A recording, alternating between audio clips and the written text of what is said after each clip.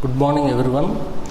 Today we discuss sternum, ribs, appendicular skeleton, PU questions. Sternum.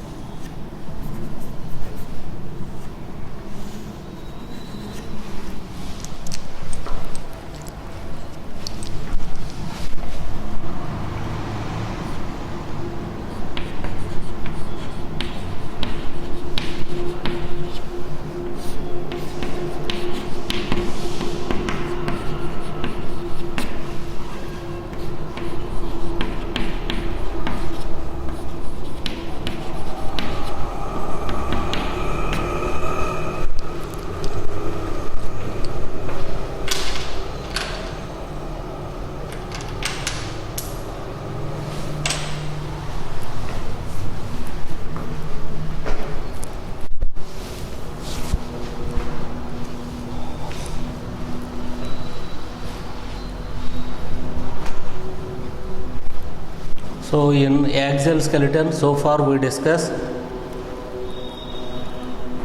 skull, we discussed the skull,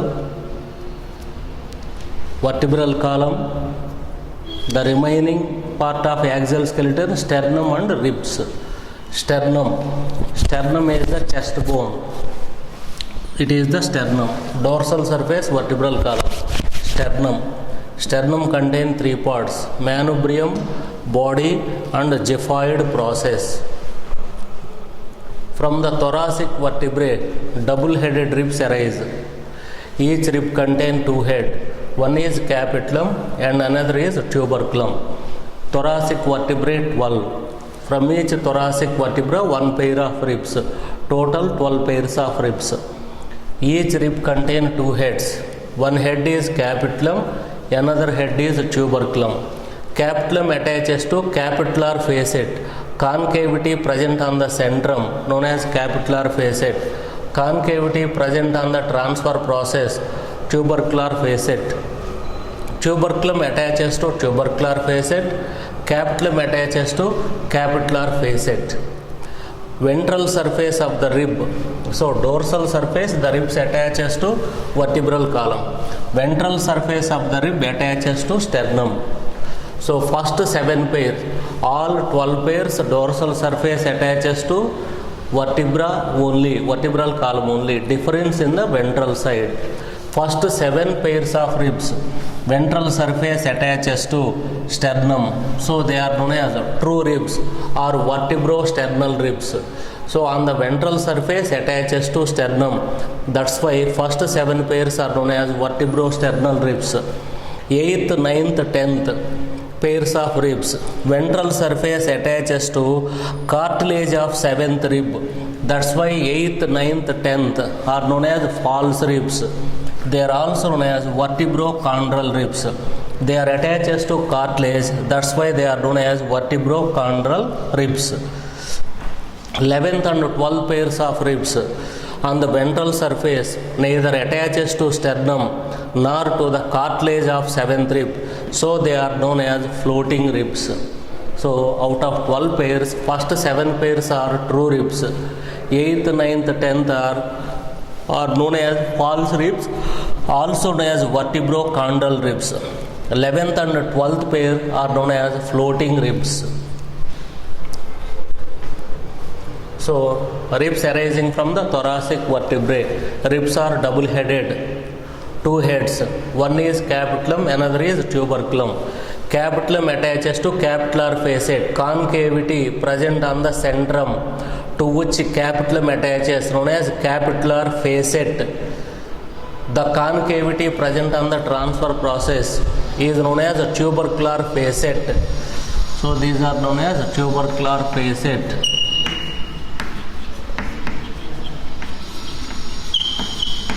So the cavity is known as facet.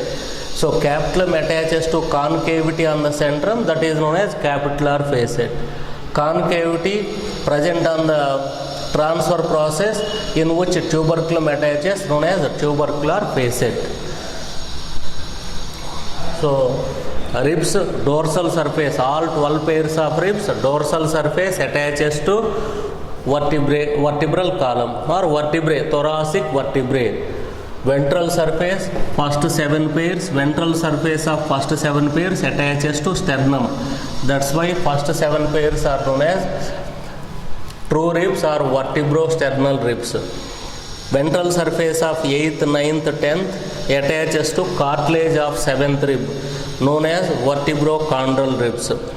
Ventral surface of 11th and 12th free, neither attaches to sternum nor to the cartilage of 7th. So they are known as floating ribs. Floating ribs support the kidney, protect the kidney. So thoracic vertebrae, sternum and 12 pairs of ribs collectively known as rib cage. 12 pairs of ribs means 24. Sternum 1, 25. We already discussed. Skull 22 bones, 7 bones also associated, 29 plus 1, 30. Total 80 bones are skull 22 and 7 associated, 29. Vertebral column 26. So with sternum they are 30. So vertebral column 26. Ribs 24. So that is 50 plus 30. 22 bones in the skull, 3 ear ossicles. In each middle ear 3 ear ossicle. One middle ear 3, another middle ear 3, 6. 22 plus 6, 28. And hyoid 29. Sternum 30. 30 plus 50, 80. 80 bones form the axial skeleton. We already discussed what is axial skeleton. The bone, the hard, the endoskeleton. The endoskeleton present parallel to the longitudinal axis of the body. The endoskeleton present parallel to the longitudinal axis of the body, known as axial skeleton. The endoskeleton present on either side of axial skeleton is known as appendicular skeleton.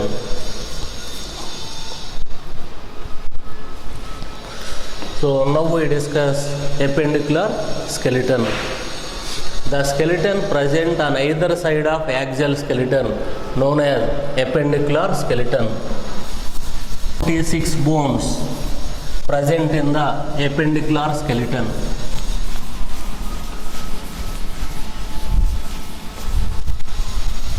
Limbs and girdles together known as appendicular skeleton. Limb bones, and so forelimb bones, hind limb bones, pectoral girdle, pelvic girdle.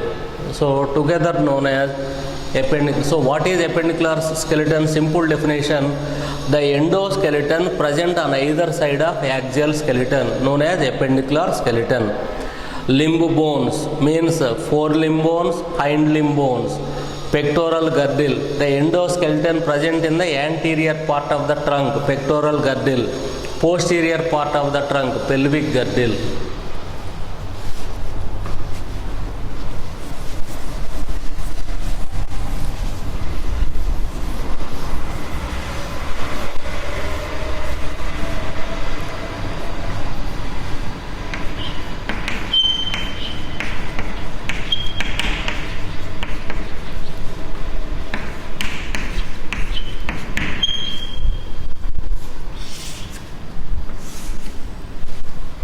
Total 126.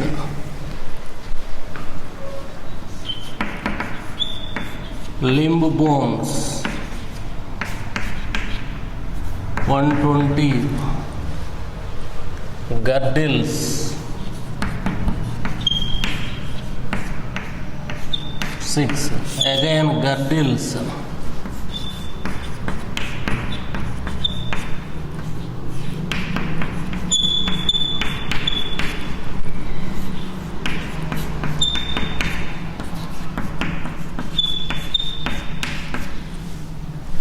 Limb bones.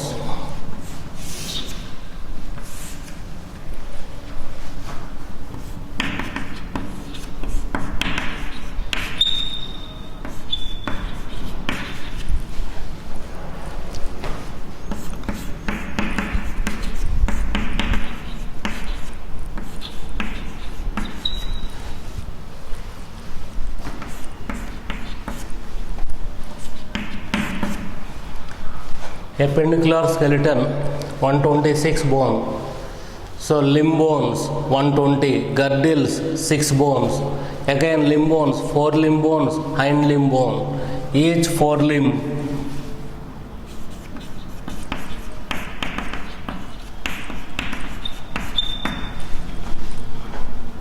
upper arm, forearm, hand, wrist, palm, fingers, upper arm, humerus, forearm, radio ulna, wrist, carpals 8, palm, metacarpals 5, fingers, phalanges 14,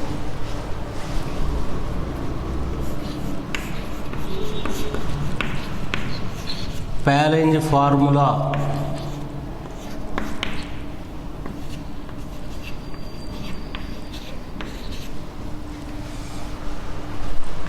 hind limb, thigh,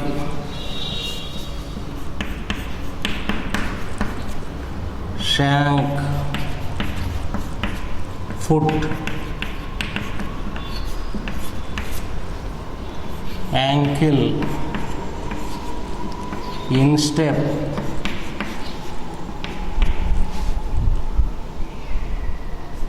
toes, bones present in ankle, tarsals,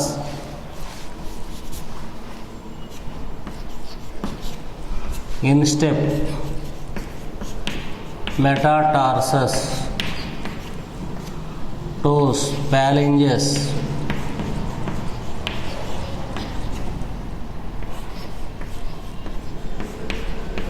phalange formula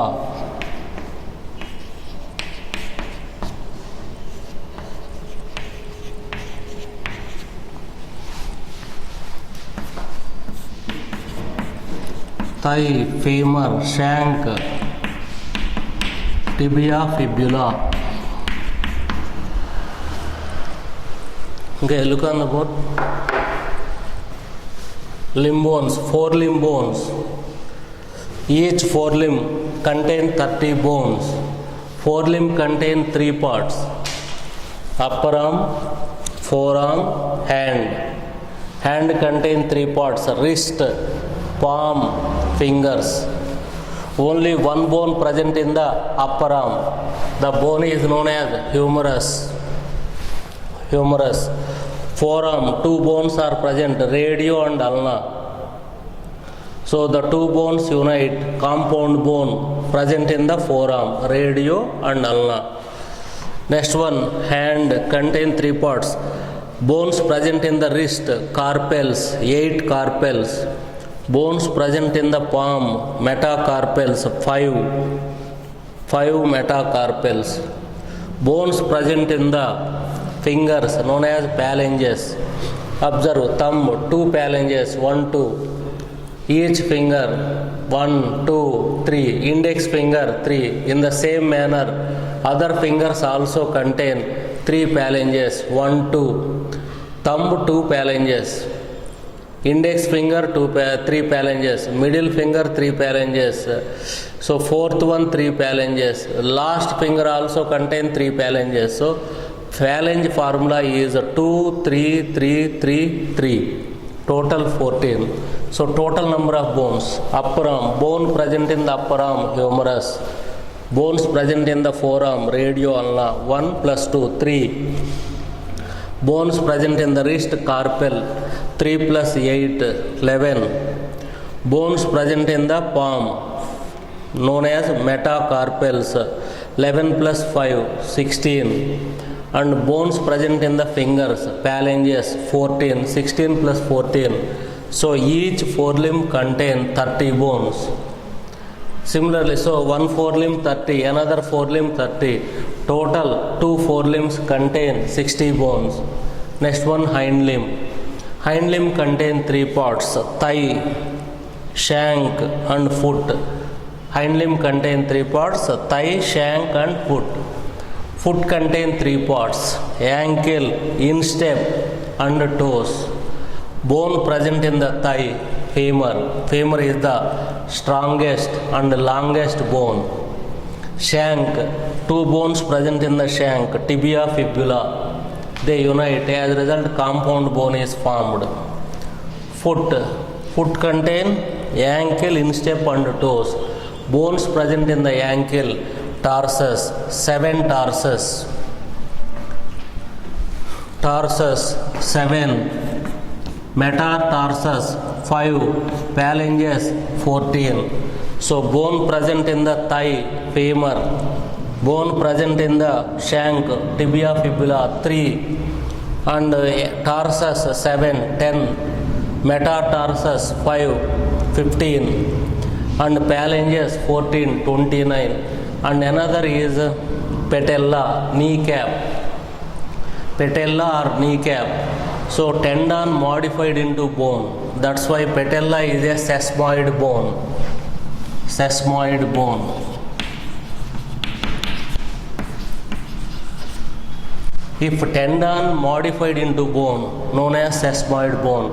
What is tendon? Tendon is a dense regular connective tissue. Connect the muscle to bone, known as tendon. So tendon converted into bone, such bones are known as sesamoid bones. Patella is a sesamoid bone. Patella is a sesamoid bone. So in this manner, hind limb also contain 30 bones. So thigh, bone present in the thigh, femur. Bones present in the shank, tibia, fibula 3. Bones present in the ankle, tarsus. They are 7, 3 plus 7, 10. Bones present in the instep, metatarsus 5, 15. And bones present in the toes, like fingers. Toes also, great toe contain 2 phalanges, and the remaining toes contain 3 phalanges. So phalange formula of hind limb also 2, 3, 3, 3, 3. Total 14 phalanges. 15 plus 14, 29. And another bone is patella. Patella is a modified bone, tendon modified into bone. Such bones are known as sesamoid bone. 29 plus 1, 30. So in this manner, limb bones are 120. Now we discuss girdles. The endoskeleton present in the anterior part of the trunk, known as pectoral girdle. Pectoral girdle contain 2 halves. Each half contain 2 bones. Each half contain 2 bones.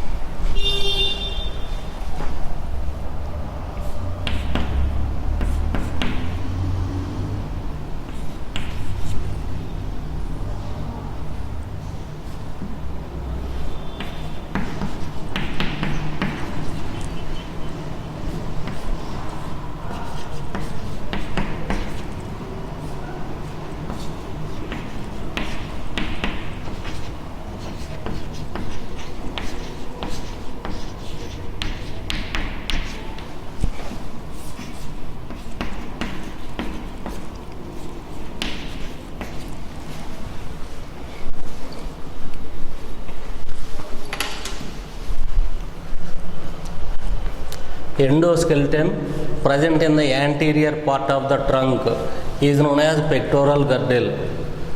Each half of the pectoral girdle contain two bones. The triangular bone present on the dorsal surface is known as scapula. It extends from 2nd to 7th rib. It extends between 2nd to 7th ribs. The anterior part of scapula contain an elevation known as a spine. Major part of the spine is flattened. So now it is known as the flattened part of the spine is known as acromion process. Just below the acromion process, scapula contain a cavity known as glenoid cavity. Head of humerus fit into the glenoid cavity. Clavicle, another bone is known as clavicle or collar bone. Clavicle attaches to acromion process and another end of the clavicle attaches to sternum. So pectoral girdle contain two halves, each half contain two bones. The bone present on the dorsal surface is scapula. It is triangular. It extends from 2nd rib to 7th rib. The anterior part of the scapula contains a spine. The expansion part of the spine is known as acromion process. Clavicle is a ribbon-like bone present on the ventral surface, so it is the clavicle. The clavicle attaches to acromion process. Another end of the clavicle attaches to sternum. So clavicle also known as collar bone.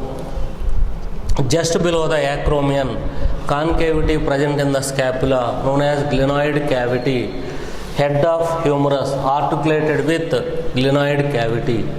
So one half contain one scapula and one clavicle. Another half also contain one scapula, one clavicle. In this manner, pectoral girdle contain two scapula, two clavicles. It is one clavicle and it is another clavicle. So one end of the clavicle attaches to acromion process, another end of the clavicle attaches to sternum. The bone contain acromion process, that is scapula. Acromion process is a unique character of scapula. Next one, pelvic girdle. Pelvic girdle contain two bones.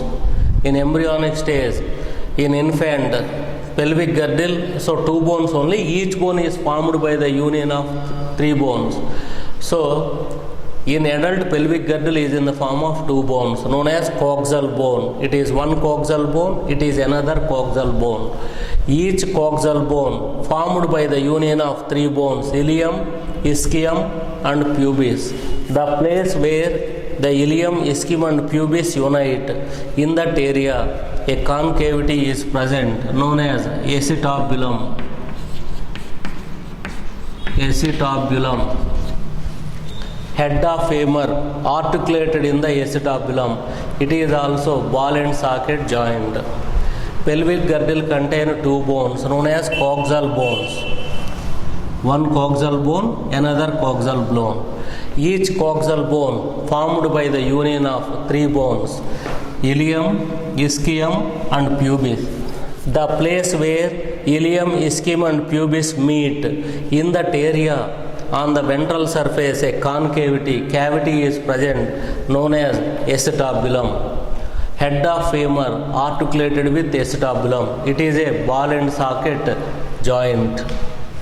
So pectoral girdle contain four bones, pelvic girdle contain two bones. So limb bones 120, girdles 6 bones, 120 plus 6, 126.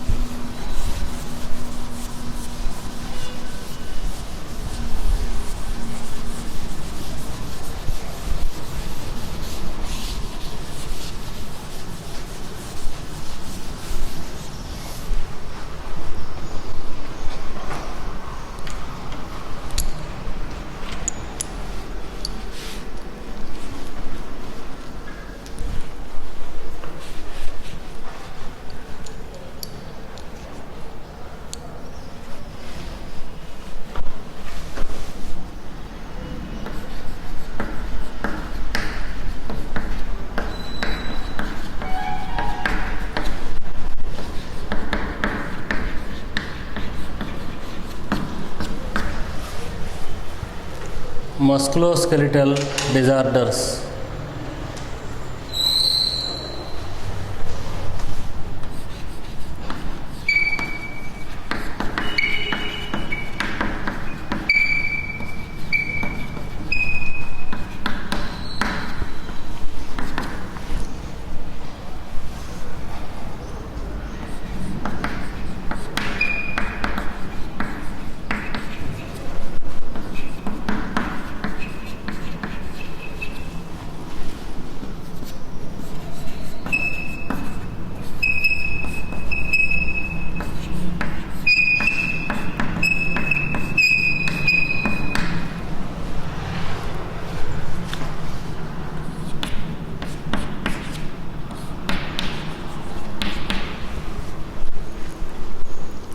Myasthenia gravis is an autoimmune disorder.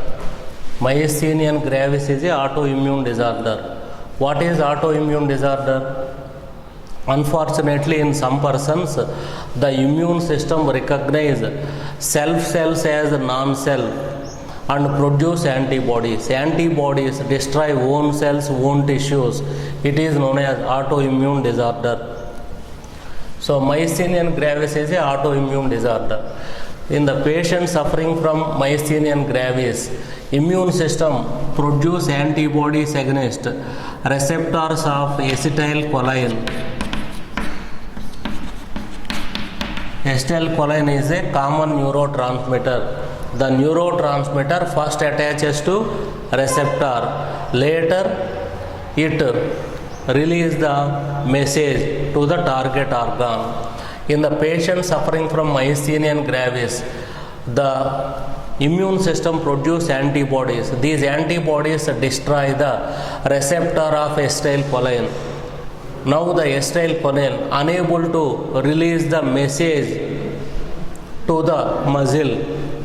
As a result, muscles become weak. Muscle subjected to fatigue, great tiredness,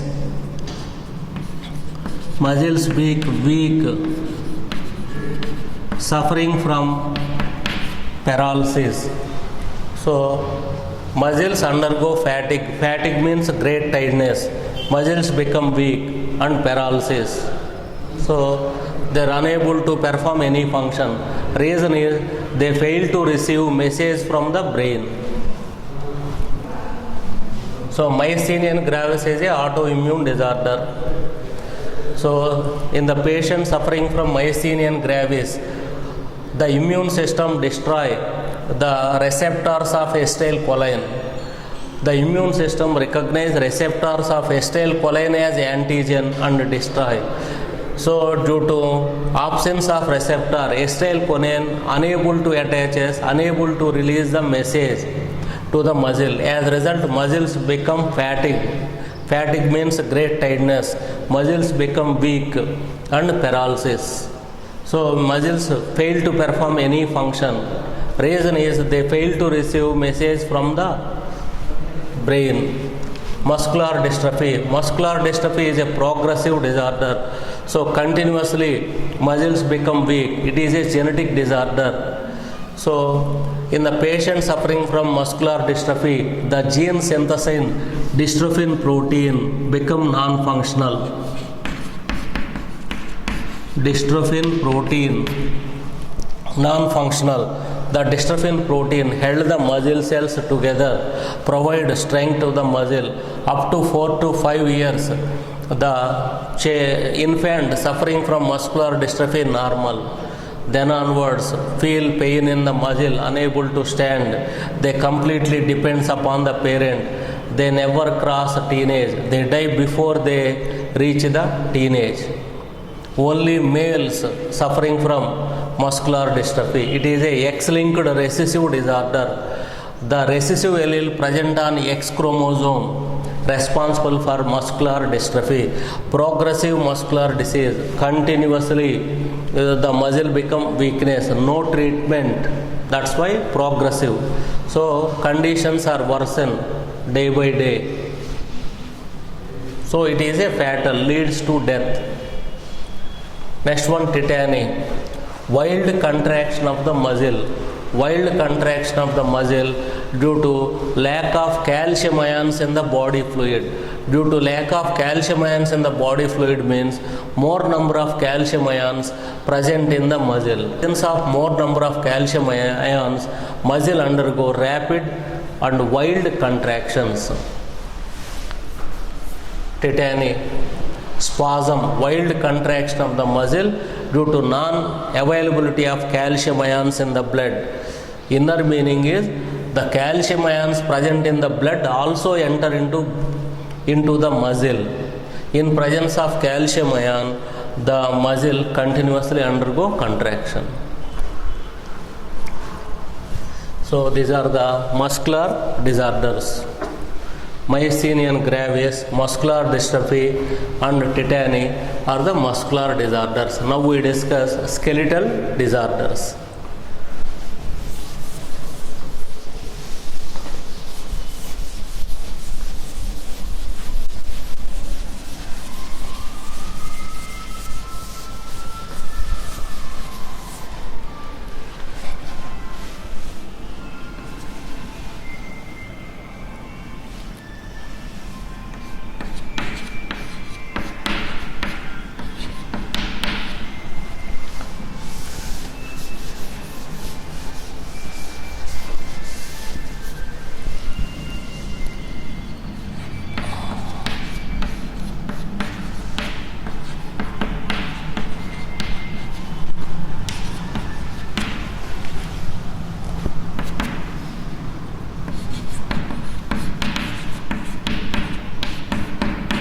Arthritis. Inflammation of joints is known as arthritis. Inflammation means swelling.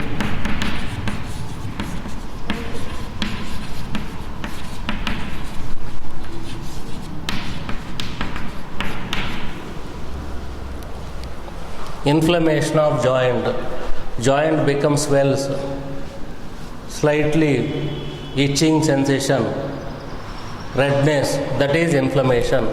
Inflammation of joint is known as arthritis. It is a age-old problem. You already know end of the long bone contain articular cartilage. Articular cartilage is destroyed due to destruction of articular cartilage in arthritis. So they are unable to move the joints. A gap is formed between the two bones. Due to presence of articular cartilage, one bone articulate with another bone. So articular cartilage destroyed due to destruction. So movement of joint is difficult. Climb the staircase is difficult in the people suffering from arthritis. Gout disease. Inflammation of joints due to accumulation of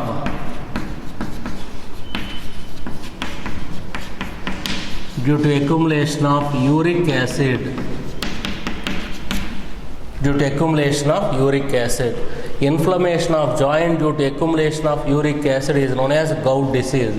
So generally first initial symptoms are severe pain occur in the great toe. Uric acid accumulated between the phalanges of great toe. So the doctor suggests consume less amount of protein. So in their body one enzyme is not synthesized. This enzyme converts the uric acid into allantonin. So doctor recommended consume less amount of protein to the patient suffering from gout. Next one is osteoporosis.